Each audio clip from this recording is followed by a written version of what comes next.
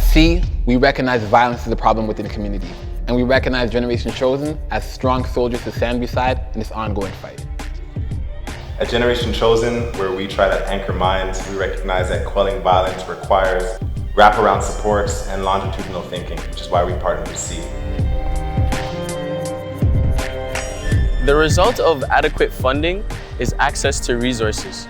Through substantial resources being accessible, marginalized groups now, for the first time, have an opportunity to take rehabilitative steps towards their future. Hey, my name is Dwayne Brown, and I'm a co-founder and director of education at Generation Chosen.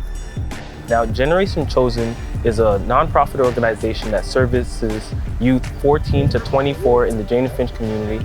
And what we do is we primarily try to interrupt intergenerational cycles of trauma through interrogating emotional intelligence and trying to equip our young people with emotional intelligence training skills that allow them to defeat barriers that typically limit their access to opportunities in their community and in society as a whole. I believe that a violence prevention program in this community is heavily needed because there's so much potential being lost each year from violence within the community and against the community. For our entire lives, we've been living in marginalized communities that the government has obviously said and shown didn't matter as much to them. With implementations of programs like TAVIS or Stop and Frisk, the Black community has suffered violence at the hand of the state continuously over and over and over again, killing our Black men and women on the streets daily. Then there's Black on Black violence and Black on Black crime that we have to deal with. What is a way that we can help with these situations and instances? Well, one big thing that we can do is put money back into these impoverished communities, begin to actually believe in them. Generation Chosen actually works with 4 key pillars.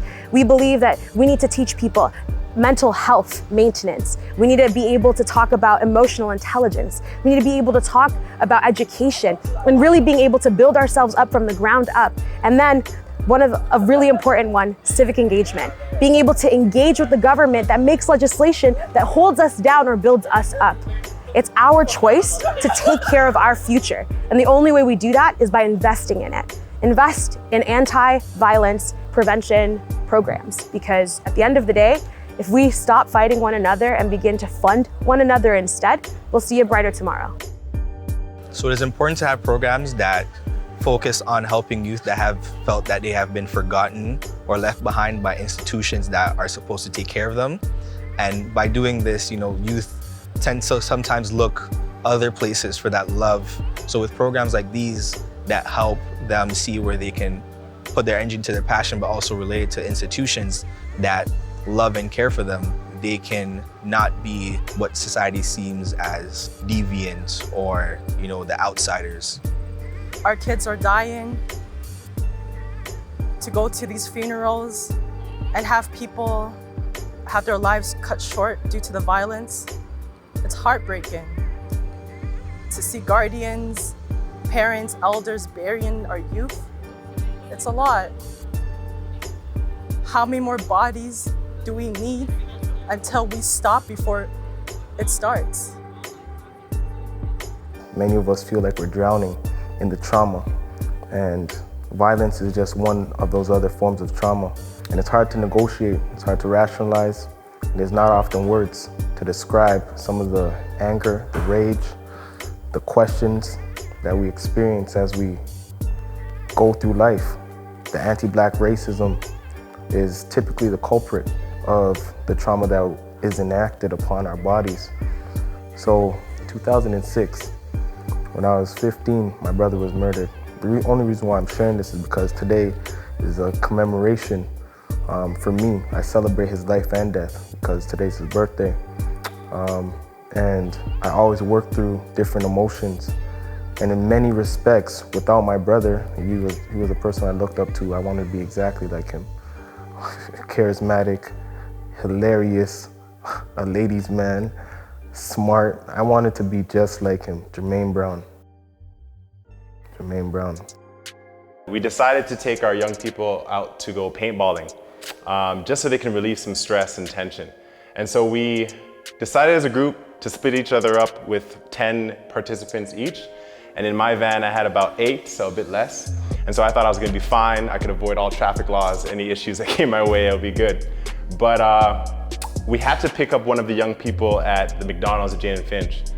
And so we went there, and when we got there, this participant was standing outside of the McDonald's with a replica AK-47, but it was just a paintball gun. It even had the air bubble at the back, so you can tell that this is not for general use in any army mission or anything like that. So we picked him up. I didn't think anything of it, but as we started to drive on the 401 East, police sirens came up behind us, and a van that was like brown pulled us over, forced us into the bank of the highway. And the moment that happened, the driver of that van came out of the car and he was holding a gun. And he was running towards our van front window shield and was pointing at it and shaking and saying, "Get out the car, get out the car." And there was 3 people all together there, and they all had guns. And so I slowly raised my hands off of the steering wheel and then proceeded to come out of the van. And what I realized when I was coming out of the van was that there were actually 4 more cop cruisers along with this one undercover van, police cop cruiser. And they were all charging at us with their guns and shaking. They were kind of just pointing it at our faces and just shaking and saying, "What are you doing? What are you doing? You know, everybody get out, everybody get out." So I came out first, hands are up, and I towered over all of them. So I was looking down at them, and just for a moment, I had like a little bit of a shudder because I was like, okay, they're more afraid of me than I am of them, even though they have the guns and I don't. I have no weapons on me. And so there was about 6 or 7 police officers pointing their guns at me. And then a couple others went around the back of the van to take the young people out of the car. And so they took them out, they handcuffed these young people, they put them on the ground. Their knees were in their backs and in their necks. And they were all lined up side by side. And I can see this because by the time those young people were taken out of the van, I was being pushed over to one of the cop cruisers that were adjacent to the van, and I was bent over the hood of that cop car, and I turned my head sideways to look at the young men, and we were all handcuffed now. And after I looked that way and I felt just complete dismay and sadness at what I saw, I looked the other way and I saw cars driving by on the highway and shaking their head and looking at us like we had done something wrong. And so I was kind of filled with immediate shame and sadness that I had somehow participated in inviting these young people into a space that was so hostile. And so they asked me questions as I was bent over the hood of the car, like, "Do you have any guns in this vehicle? Any drugs?" "No, no officer, nothing." Okay, they went to search, they found nothing at all. They raised me up, walked me back over to the car. And the whole time I had a calm demeanor and a straight face. And they said, "Well, you know, the reason why we had to do this as they're taking off the handcuffs, we got alerted to a potential terrorist threat." And I was like, "Terrorist threat? What do you mean? We're not terrorists." And he's like, "Well, a young woman in the McDonald's where you picked up one of the participants, you know, they said that they saw a gun and they thought that maybe this gun was going to be used for some kind of terrorist act. They also said that they looked into the van and they saw more guns. That's not true." And so I said, "Okay, well, now that you know it's not a terrorist threat, are you going to apologize to the young men that have now been shamed in front of all these passersby and also in front of the police officers?" It's like, "No, we respond to all terrorist threats as if they're real, so we can't apologize to anybody. But you know, next time just be more careful." And so the blame was then placed back onto us. We have to be extremely strategic in the way we navigate the world, and